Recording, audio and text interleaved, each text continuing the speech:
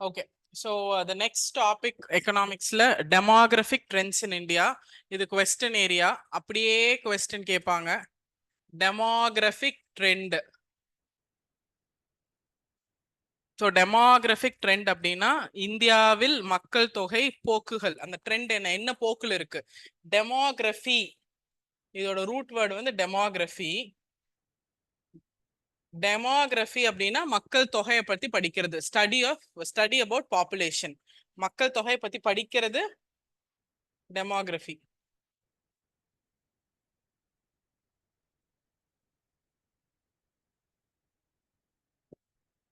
So இந்த மக்கள் தொகையோட போக்கு எப்படி இருக்கு இந்தியாவில் அப்படிங்கிறத demographic trend. So as per books வந்து நம்ம ஒரு 5-6 ஃபேக்டர்ஸ் படிக்கணும். என்னென்ன ஃபேக்டர்ஸ் அப்படின்னா, ஃபர்ஸ்ட் எழுதிக்கலாம் பாப்புலேஷன். என்னென்ன demographic trend as per book படிக்கிறோம். பாப்புலேஷன், தமிழ்ல எழுதுறவங்க மக்கள் தொகை அளவு. நம்பர் 2 ரேட் ஆஃப் growth, வளர்ச்சி விகிதம். மக்கள் தொகை அளவு பாப்புலேஷன், மக்கள் தொகை அளவு. Rate of growth second one, வளர்ச்சி விகிதம். மூணாவது பர்த் அண்ட் டெத் ரேட், பிறப்பு மற்றும் இறப்பு விகிதம். பிறப்பு மற்றும் இறப்பு விகிதம். பாப்புலேஷன் டென்சிட்டி, மக்கள் தொகை அடர்த்தி. மக்கள் தொகை அடர்த்தி. செக்ஸ் ரேஷியோ, பாலின விகிதம். பாலின விகிதம். Life expectancy at birth. Life expectancy at birth, வாழ்நாள் எதிர்பார்ப்பு தமிழ்ல. லாஸ்ட் ஒன் எழுத்தறிவு விகிதம், லிட்ரஸி ரேட். ஸோ மக்கள் தொகையோட போக்கு என்ன, அதோட ட்ரெண்ட்ஸ் என்ன அப்படின்னு கண்டுபிடிக்கிறதுக்கு இந்த சில ஃபேக்டர்ஸ் எல்லாம் படிக்கணும். மக்கள் தொகையோட அளவு என்ன, பாப்புலேஷன் எவ்வளோ இருக்கு, எந்த விகிதத்துல அது வளர்ந்து வந்துட்டு இருக்கு. இன்னைக்கு 1.21 பில்லியன் இருக்கு, என்ன ரேட்ல வளர்ந்தா இன்னும் 10 வருஷத்துல எவ்வளவு இருக்கும்னு நம்ம தெரிஞ்சுக்கலாம். பர்த் அண்ட் டெத் ரேட், பிறப்பு விகிதம் என்ன, இறப்பு விகிதம் என்ன, எத்தனை பேர் இறக்குறாங்க, எத்தனை பேர் பிறக்குறாங்க. பாப்புலேஷன் டென்சிட்டி, மக்கள் தொகை அடர்த்தி. மக்கள் தொகை அடர்த்தினா ஒரு ஸ்கொயர் கிலோமீட்டர்ல எத்தனை பேர் உட்காந்துட்டு இருக்காங்க. செக்ஸ் ரேஷியோ, எவ்வளோ ஆண்கள் எவ்வளோ பெண்கள் இருக்காங்க. Okay, sex ratio. பாலின விகிதம். லைஃப் எக்ஸ்பெக்டன்சி, எத்தனை நாள் நம்ம வாழ்வாங்க அப்படின்னு எதிர்பார்க்கறது. Then we have literacy rate. Literacy ரேட்னா நம்மளோட லிட்ரஸி ரேட்டு தான், எழுத்தறிவு விகிதம். ஓகே, ஸோ ஃபர்ஸ்ட் பாப்புலேஷன்ல இருந்து பார்க்கலாம். பாப்புலேஷன்ல இருந்து பாப்புலேஷன் ஒரு டேட்டா மட்டும் எழுதலாம்.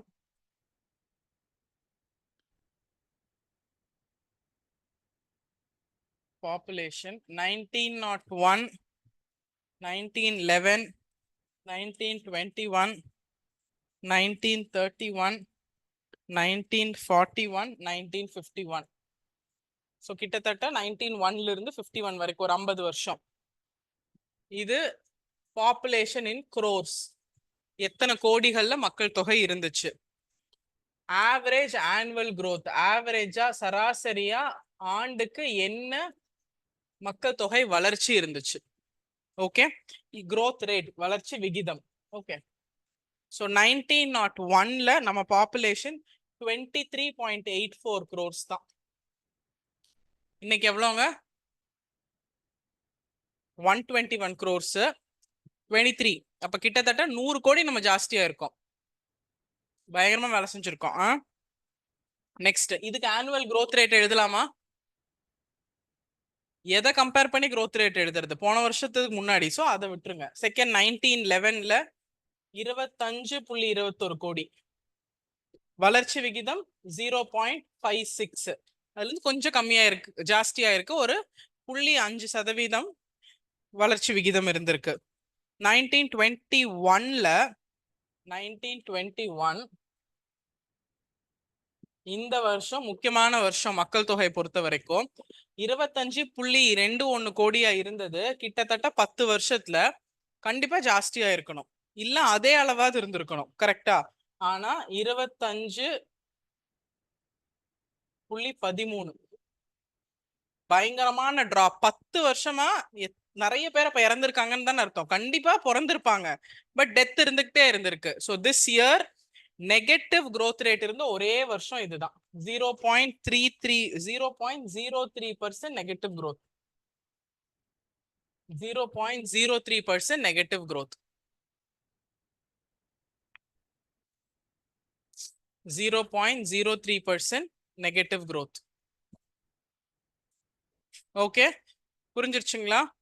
ஸோ எதனால அப்படிங்கறதெல்லாம் நம்ம பின்னாடி பார்ப்போம். பட் இருந்தாலும் என்னவா இருக்கும்னு நீங்க நினைக்கிறீங்க? பயங்கரமான ஒரு கொரோனா மாதிரி ஒரு டிசீஸ் வந்திருக்கும். ஸோ பிளேக், காலரா, இந்த மாதிரி எபிடமிக்ஸ் எல்லாம் வந்துச்சு. Plague, cholera, influenza. இப்போ இன்ஃப்ளூயன்சா வேக்சின்லாம் போடுறாங்க, தெரியும் தானே? ஸோ அப்பெல்லாம் அதெல்லாம் இல்லை, லைஃப் எக்ஸ்பெக்டன்சி ரொம்ப கம்மி. ஸோ காலரா, பிளேக், இன்ஃப்ளூயன்சா, அப்புறம் ஃபமைன். ஃபமைன்னா பஞ்சம், தண்ணி இல்ல, விவசாயம் இல்ல, அந்த மாதிரி. ஸோ எல்லாமே ஒட்டுக்கா வந்துச்சு. ரீசன்ட் கையோட எழுதிக்கோங்க அங்கேயே, cholera, plague, influenza and famine. And ஒரே ஒரு தடவை நெகட்டிவ் growth ரேட் இருந்திருக்குன்னா இந்த வருஷம் மட்டும்தான். 1921 மட்டும்தான் negative growth rate.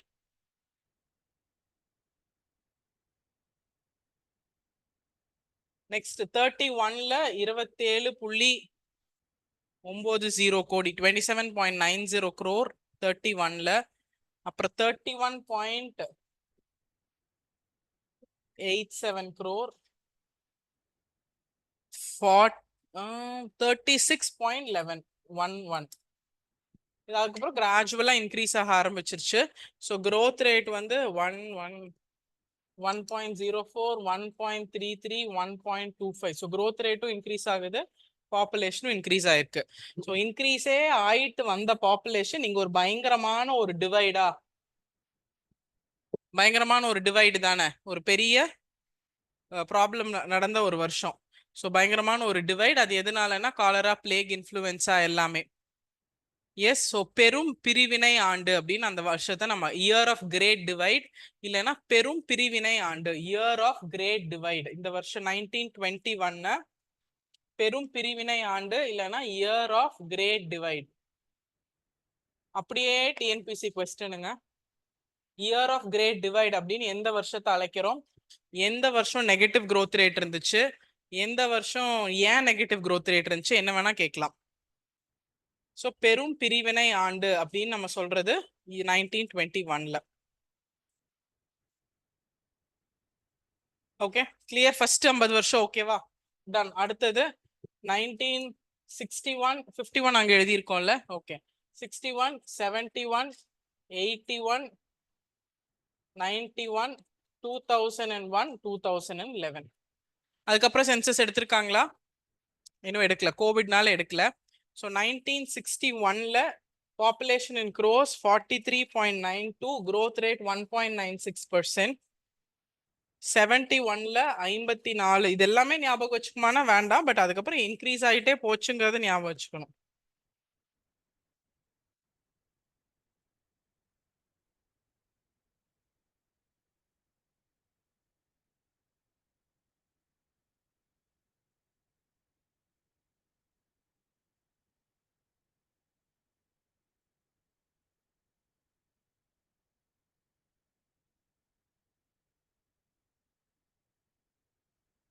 Okay, so 1951க்கு முன்னாடி டேட்டா பார்த்தீங்கன்னா இன்க்ரீஸே ஆயிட்டு இருக்கா? 25ல இருந்து 27, 31, 36 இன்க்ரீஸ் ஆயிட்டு இருக்கா? ஸோ 1951 வரைக்கும் அப்படியே ஏறுமுகமாவே இருக்கு மக்கள் தொகையோட நம்பர். அந்த வருஷம் 1952ல தான் நேஷனல் ஃபேமிலி பிளானிங் ப்ரோக்ராம் கொண்டு வந்தாங்க. ஏறிட்டே இருக்கு, ஸோ மக்கள் கிட்ட அவேர்னஸ் கொண்டு போய் சேர்த்தணும். நாம் இருவர் நமக்கு இருவர் அந்த சிஸ்டம்லாம் அப்பதான் வந்துச்சு. நேஷனல் ஃபேமிலி பிளானிங் ப்ரோக்ராம் வந்தது 1952ல. 1952ல national family planning programme, national family planning programme in 1952.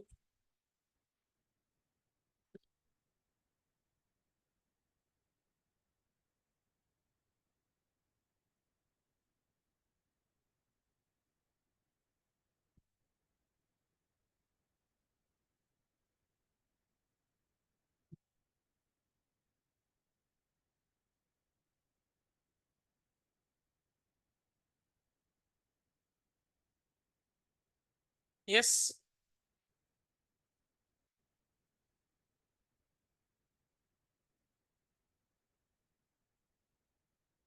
அதுக்கு முன்னாடி 1941ல growth rate பாருங்க 1.33%.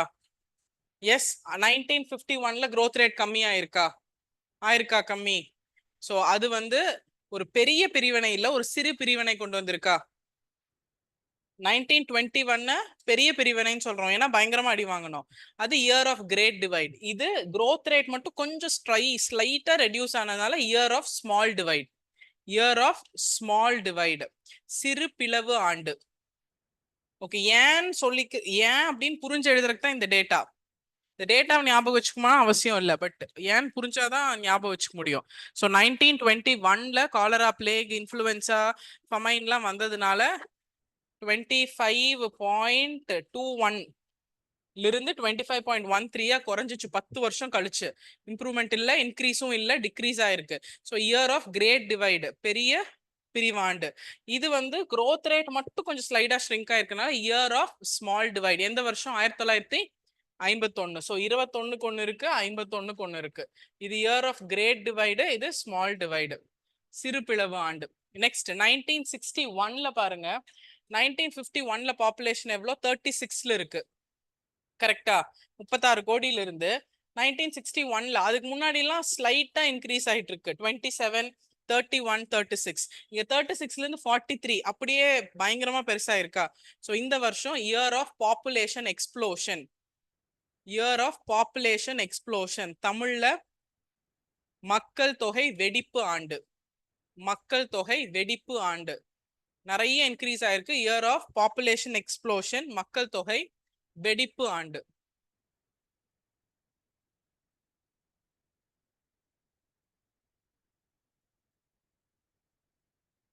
Okay, year of population. இது மூணுமே ரிப்பீட்டட் கொஸ்டின். கிரேட் டிவைட் எது, ஸ்மால் டிவைட் எது, பாப்புலேஷன் எக்ஸ்ப்ளோஷன் எது. ஸோ 1961 பாப்புலேஷன் எக்ஸ்ப்ளோஷன், மக்கள் தொகை வெடிப்பு. டன். ஃபர்ஸ்ட் 100 கோடி எப்ப தொட்டோம்? 100 கோடி அப்படிங்கிற முதல் மார்க் தொட்டது 2001ல. ஸோ 2001 வந்து மக்கள் தொகை 1 பில்லியன் இல்லாட்டி 100 கோடி அளவை கடந்த ஆண்டு. Okay, the first time population of India crossed 1 billion இல்லனா 100 crores. முதல் முறையா இந்தியாவோட மக்கள் தொகை 100 கோடியை கடந்த ஆண்டு எதுனா 2001. அதுக்கப்புறம் அதுல இருந்து ஏறிக்கிட்டு இருக்கு. முதல் தடவை இந்தியாவின் மக்கள் தொகை 100 கோடியை கடந்த ஆண்டு, ஆர் 100 கோடி இல்லைன்னா 1 பில்லியன் சொல்லிக்கலாம்.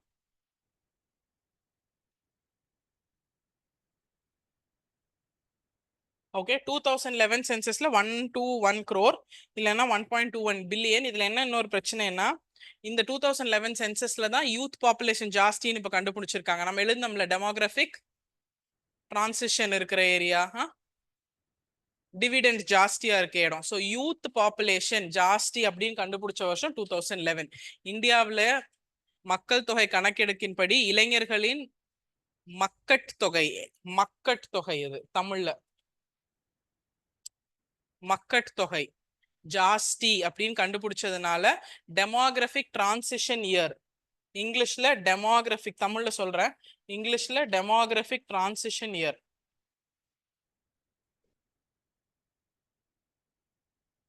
டெமோகிராபிக் டிரான்சிஷன் இயர் தமிழ்ல மக்கட்தொகை மாறுதலை குறிக்கிறது. மக்கட்தொகை மாறுதல்.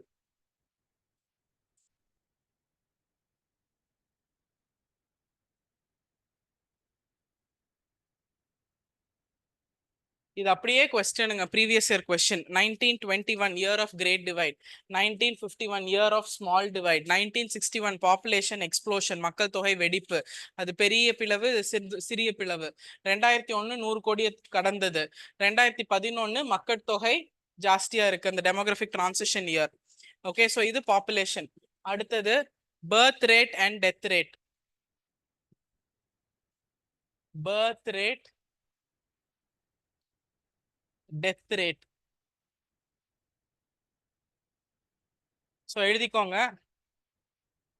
Number of birth per 1000 population, குழந்தைகள் பிறப்பு விகிதம், குழந்தைகள் பிறப்பு விகிதம் 1000 மக்கள் தொகைக்கு பிறக்கும் குழந்தைகளின் எண்ணிக்கை. 1000 மக்கள் தொகைக்கு பிறக்கும் குழந்தைகளின் எண்ணிக்கை. Number of birth per 1000 population. Number of birth per 1000 population. 1000 மக்கள் தொகைக்கு பிறப்பு எண்ணிக்கை, பிறக்கும் குழந்தைகளின் எண்ணிக்கை. தமிழ்ல 1000 மக்கள் தொகைக்கு பிறக்கும் குழந்தைகளின் எண்ணிக்கை. Number of birth per 1000 population. இறப்பு விகிதம் number of death per 1000 population. பாக்கி எல்லாம் சேம். 1000 மக்கள் தொகைக்கு இறப்பவர்களின் எண்ணிக்கை. Number of birth per 1000 population, number of death per 1000 population.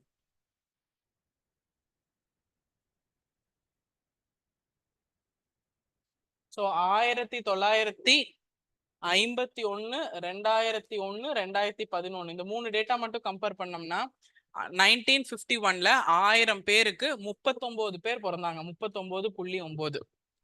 1000 மக்கள் தொகைக்கு கிட்டத்தட்ட 40 பேர் பிறந்தாங்கன்னு வச்சுக்கலாம். அதுக்கப்புறம் நிறைய அவேர்னஸ் எல்லாம் கொண்டு வந்து இப்போ குறைச்சிருக்கோம். ஸோ 25.4 பர்த் ரேட்டு 2011ல 21.8. ஓகே. ஸோ பர்த் ரேட் என்னன்னா 2011 பொறுத்த வரைக்கும் 21.8. டெத் ரேட் வந்து 2011 பொறுத்த வரைக்கும் 7.11. அதுக்கு முன்னாடி 8.4. அதுக்கு முன்னாடி 27.4.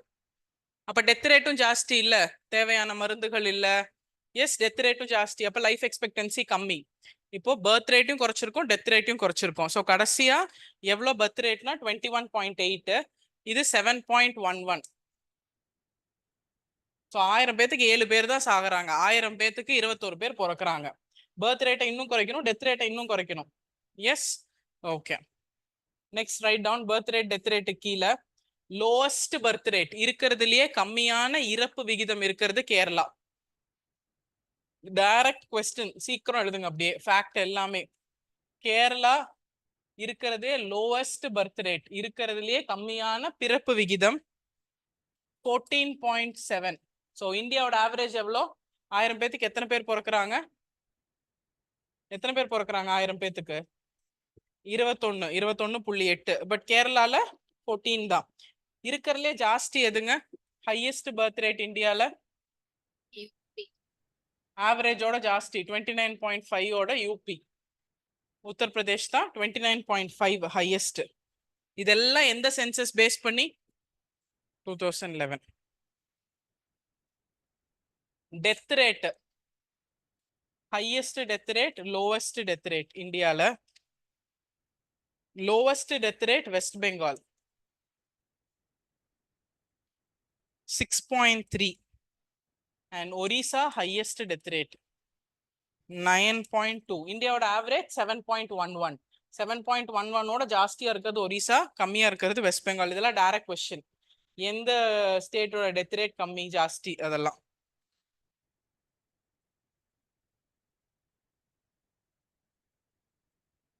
இருக்கிறதுலே ஹை பாப்புலேஷன் அப்படின்னா எந்த 4 ஸ்டேட் சொல்லுவோம்?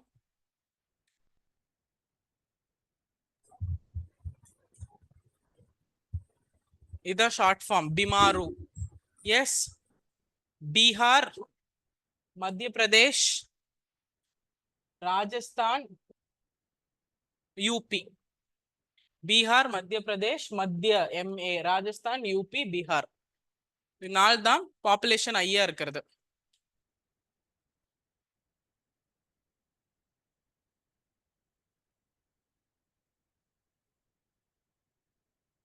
ஒரு 10 வருஷத்துல, ஓகே நெக்ஸ்ட் பாயிண்ட், 10 வருஷத்துல ஒரு டீகேட் அப்படின்னு சொல்லுவோம் இங்கிலீஷ்ல, தமிழ்ல 10 வருஷம். ஒரு 10 வருஷத்துல எந்த மாநிலத்தோட மக்கள் தொகை வளர்ச்சி அபாரமா இருக்கு? எல்லா மாநிலமும் வளர்ந்தாதான் ஆவரேஜ் பாப்புலேஷன் ஜாஸ்தி ஆகுது. 2001ல 100 கோடியா இருந்த மக்கள் தொகை 2011ல 120 கோடி ஆயிருக்குன்னா எல்லா மாநிலமும் கொஞ்சம் கொஞ்சம் வளர்ந்ததுனால ஆவரேஜ். பட் எல்லா மாநிலம் 28 மாநிலத்துல கம்பேர் பண்ணும்போது இந்த மாநிலத்துல அதிக growth அப்படின்னா பீகார். அதான் high in population. growth rate, decadal growth rate, 10 ஆண்டுகளுக்கான வளர்ச்சி விகிதம், டீகேடல் growth ரேட், அது பீகார்ல ஜாஸ்தி. ஹையஸ்ட் பாப்புலேஷனும் அதான்.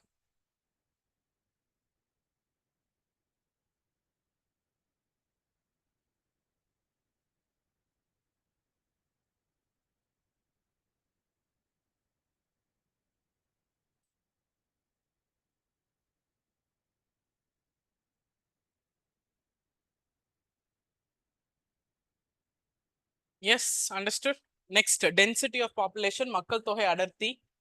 டென்சிட்டி ஆஃப் பாப்புலேஷன், மக்கள் தொகை அடர்த்தி.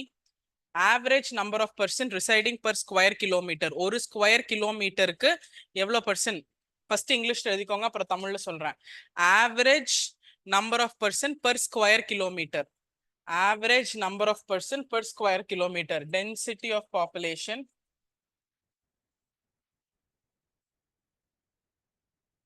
Average number per square kilometer. தமிழ்ல மக்கள் தொகை அடர்த்தி ஒரு சதுர கிலோமீட்டர் பரப்பளவில் வசிக்கும் மக்களின் எண்ணிக்கை. ஒரு சதுர பரப்பளவு, சதுர கிலோமீட்டர் பரப்பளவில், ஒரு சதுர கிலோமீட்டர் பரப்பளவில், தமிழ்ல எழுதுறவங்க, ஒரு சதுர கிலோமீட்டர் பரப்பளவில் வசிக்கும் மக்களின் எண்ணிக்கை.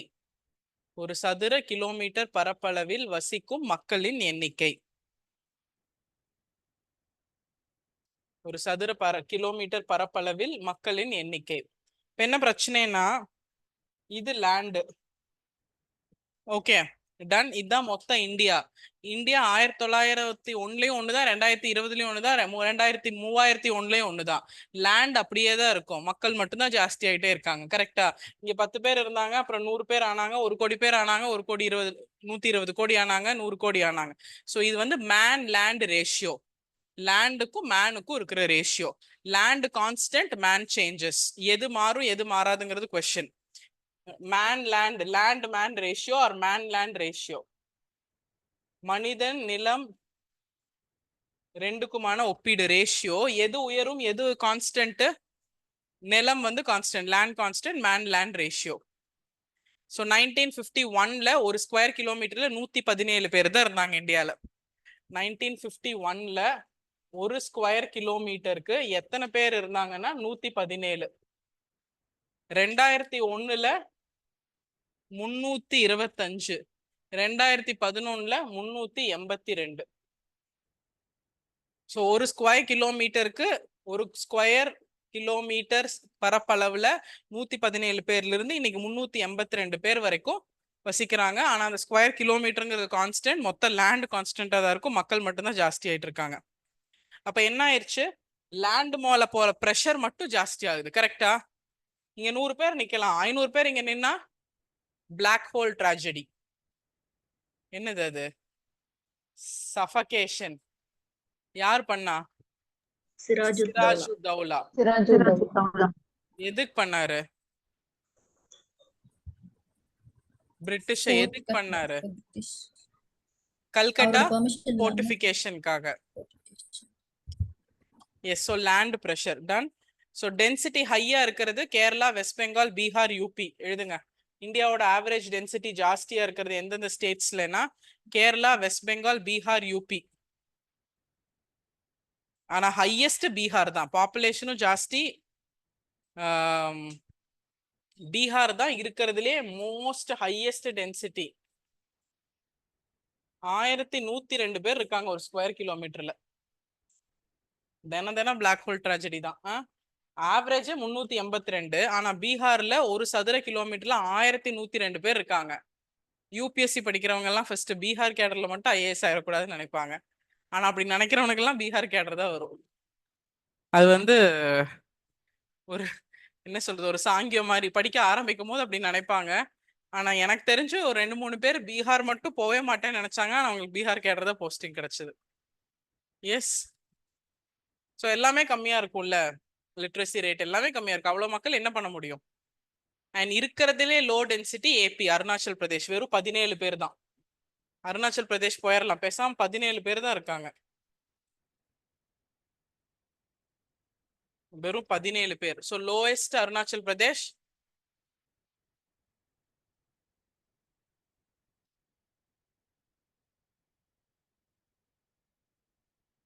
ஏடிஎம்கேவா டிஎம்கேவா?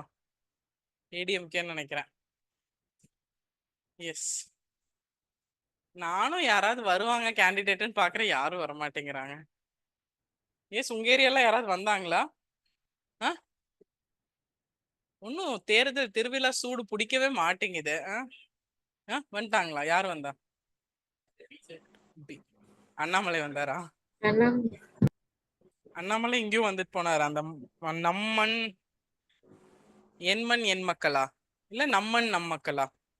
எண்மண் எண் மக்கள் மேம். அந்த டைம்ல வந்தார். ஓகே, டென்சிட்டி ஆஃப் பாப்புலேஷன், மக்கள் தொகை அடர்த்தி. ஸோ ஒரு சதுர கிலோமீட்டர் பரப்பளவுல எத்தனை மக்கள் இருக்காங்க. மேன்லேண்ட் ரேஷியோ, இந்தியாவோட ஆவரேஜ் 382, அதிகமா இருக்கிறது பீகார் அண்ட் அருணாச்சல் வந்து 17. Done. Okay, so next sex ratio, பாலின விகிதம். செக்ஸ் ரேஷியோ பாலின விகிதம்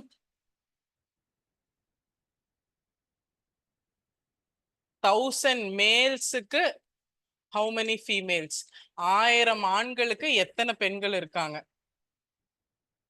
how many females for 1000 males? 1000 ஆண்களுக்கு உள்ள பெண்களின் விகிதத்தை குறிக்கிறது. 1000 ஆண்களுக்கு உள்ள பெண்களின் விகிதம். 1000 ஆண்களுக்கு உள்ள பெண்களின் விகிதம்.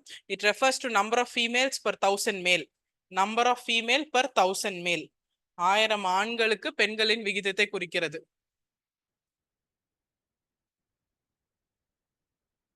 ஸோ ஈக்குவாலிட்டி, சமமா இருக்காங்களா அப்படிங்கிறத இதுதான். ஸோ 1951ல 1951ல 946 946 பெண்கள் இருந்தாங்க. அது குறைஞ்சிச்சு 933 in 2001. 2011ல 940. கடைசி சென்சஸ் படி 1000 ஆண்களுக்கு 940 பெண்கள் இருக்காங்க. இதுல ஹையஸ்ட் கேரளா 1084. ஹையஸ்ட் கேரளா 1084. கேரளால மட்டும் 1000 பெண்களுக்கு 1000 ஆண்களுக்கு 1084 பெண்கள் இருக்காங்க. எஸ். தமிழ்நாட்டுல என்ன ப்ராப்ளம்? பொண்ணு கிடைக்கிறது இல்ல. கேரளால மாப்பிள்ளை கிடைக்காது. தட்ஸ் ஆல் டிஃபரன்ஸ், வேற ஒன்றும் இல்லை. எழுதுங்க. கிறிஸ்டுக்கு ஒரே சந்தோஷம், கேரளால பொண்ணு நிறைய இருக்காங்கன்னு.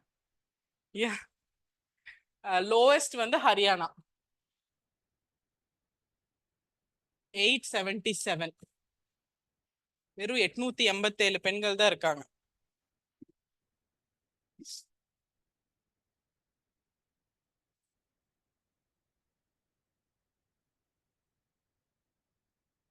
Okay, next life expectancy at birth. பிறப்பின் போது வாழ்நாள் எதிர்பார்ப்பு. லைஃப் எக்ஸ்பெக்டன்சி அட் பர்த், பிறப்பின் போது வாழ்நாள் எதிர்பார்ப்பு.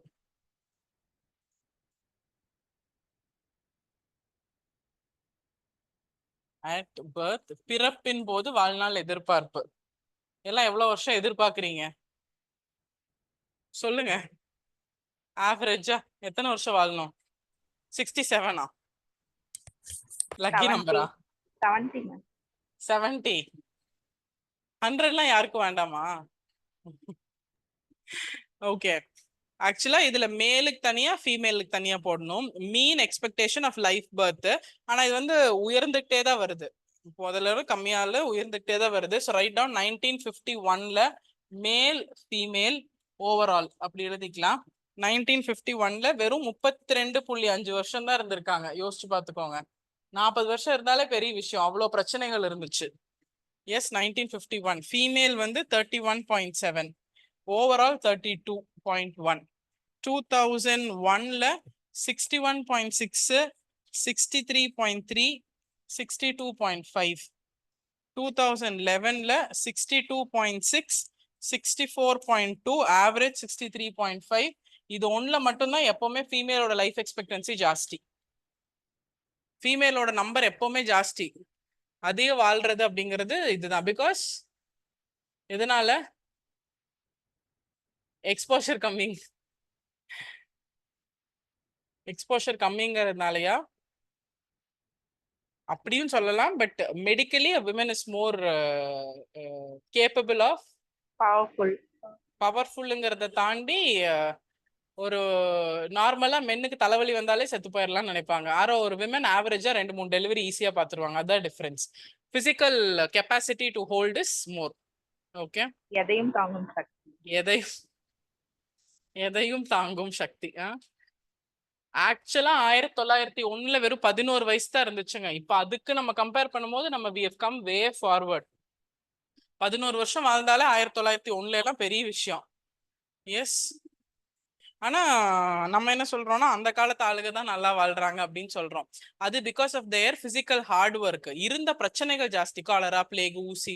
மை தாத்தா வாஸ் பார்ன் இன் 1921. அப்ப அந்த டைம்ல தான் இருந்தார். ஆனா அவர் சாகும்போது 90 இயர்ஸ் அவருக்கு. அது என்னன்னா நடப்பாங்க, நிறைய வேலை செய்வாங்க. நம்மள மாதிரி பீட்சா, பர்கர், KFC சிக்கன்லாம் சாப்பிட மாட்டாங்க. ராகி, கம்பு, கூழு, களி. லைஃப் ஸ்டைல் தான் problem. Done. Next, last one, literacy rate. Literacy rate na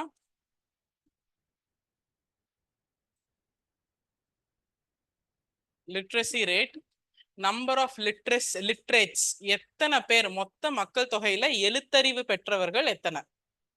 எழுத்தறிவுனா என்ன? எழுத படிக்க தெரிஞ்சாலே எழுத்தறிவு தான். Number of literates as the in the total population. Number of literates percentage in total population. மொத்த மக்கள் தொகையில எத்தனை சதவீதம் இருக்கிற மக்கள் வந்து எழுத்தறிவு பெற்றவர்கள் அப்படின்னு. மொத்த மக்கள் தொகையில் எழுத்தறிவு பெற்றவர்களின் எண்ணிக்கை. ஸோ 2011ல இப்ப நம்மளோட லிட்ரஸி ரேட் என்னங்க? 74.04%. ஆனா 1951ல வெறும் 8.9. எங்கிருந்து எங்க வந்திருக்கோம் பாருங்க. இன்னும் ஏன் ஃப்ரீ ஸ்கூல்ஸ் எல்லாம் கொடுக்குறாங்கன்னு கேட்பாங்க. இன்னும் ஏன் ரிசர்வேஷன் கொடுக்குறாங்கன்னு கேட்பாங்க. படிச்ச இல்லிட்ரேட்ஸ் அவங்க எல்லாம் கரெக்டா படிச்சிருப்பாங்க, ஆனா இல்லிட்ரேட்ஸ் மாதிரியே பேசுவாங்க. இன்னி எதுக்குங்க ரிசர்வேஷன், இன்னி எதுக்குங்க கவர்மெண்ட் ஸ்கூல்லாம் நடத்துறீங்க அப்படின்னு. அதெல்லாம் நடத்தி லிட்ரஸி ரேட்லாம் அதெல்லாம் ரிசர்வேஷன்லாம் கொடுத்தங்காட்டி தான் அங்கிருந்து இங்க வந்திருக்கோம். இல்லைன்னா எப்படி வர்றது? அங்கேயே தான் இருந்திருப்போம். ஸோ 1951ல வெறும் 18.3. அது வந்து ஃபீமேல் மட்டும். ஓவரால் வந்து 18.3. என்னவா இருந்தாலும் 18 to 74 இட்ஸ் ஆல்சோ ஹியூஜ். கிட்டத்தட்ட எவ்வளவு சதவீதம்? 60% பக்கம் ஜாஸ்தியா இருக்கும். 2001ல 64. ஸோ ரிசர்வேஷன் கொடுத்து கவர்மெண்ட் ஸ்கூல்ஸ் நடத்தி ஸ்டாலின் வந்து ஃப்ரீ பிரேக்ஃபாஸ்ட் கொடுத்து காமராஜர் 1000 லைட்ஸ்ல என்ன கொடுத்தாரு? மிட் டே மீல் ஸ்கீம் கொடுத்து அப்படிதான் ஜாஸ்தி பண்ணியிருக்கோம். ஹையஸ்ட் லிட்ரஸி ரேட் எந்த ஊரு? கேரளா. 94%. பெண்கள் ஜாஸ்தியா இருந்தாலே படிப்பு ஜாஸ்தியா இருக்கும். அப்ப ஞாபகம் வச்சுக்கலாம்.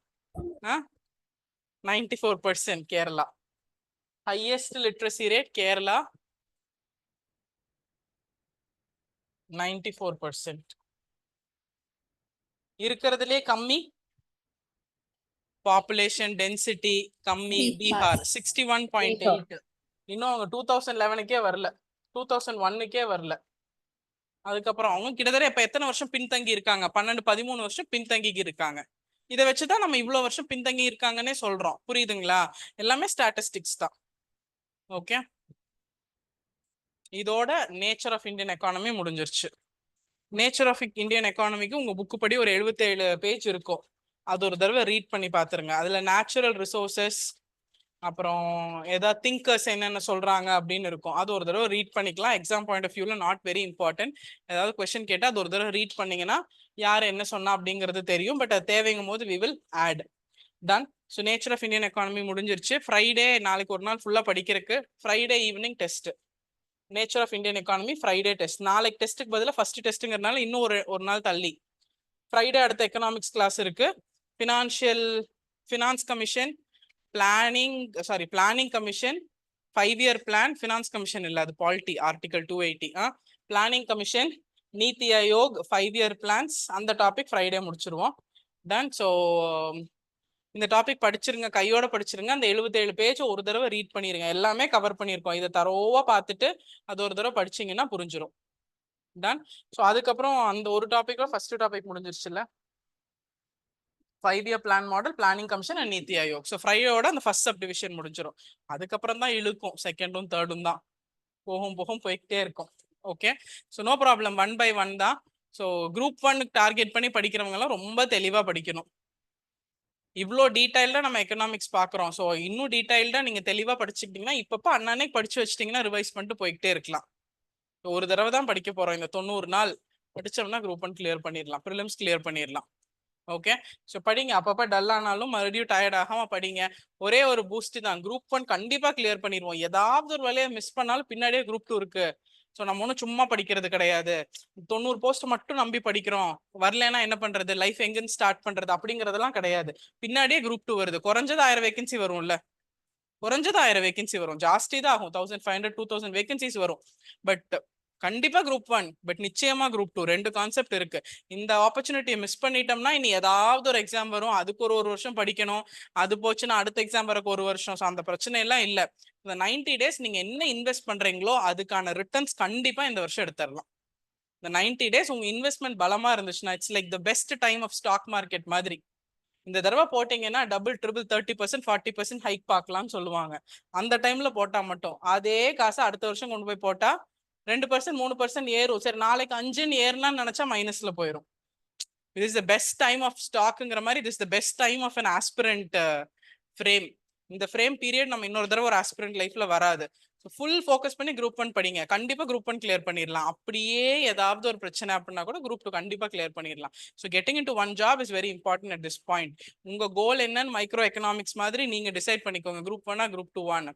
பட் மேக்ரோ எக்கனாமிக் பெர்ஸ்பெக்டிவ்ல ஓவராலானா படிச்சா குரூப் 1 குரூப் 2 ரெண்டுமே கிளியர் பண்ணலாம், ஏதோ ஒன்று கிளியர் பண்ணலாம். ஓகே, படிங்க. see you in the next class Friday. Offline ஸ்டூடெண்ட்ஸ்லாம் ஆஃப்லைன் வந்து சேருங்க, ஜாலியா ரெஸ்ட் எடுத்துட்டு இருக்கீங்க. தேங்க்யூ.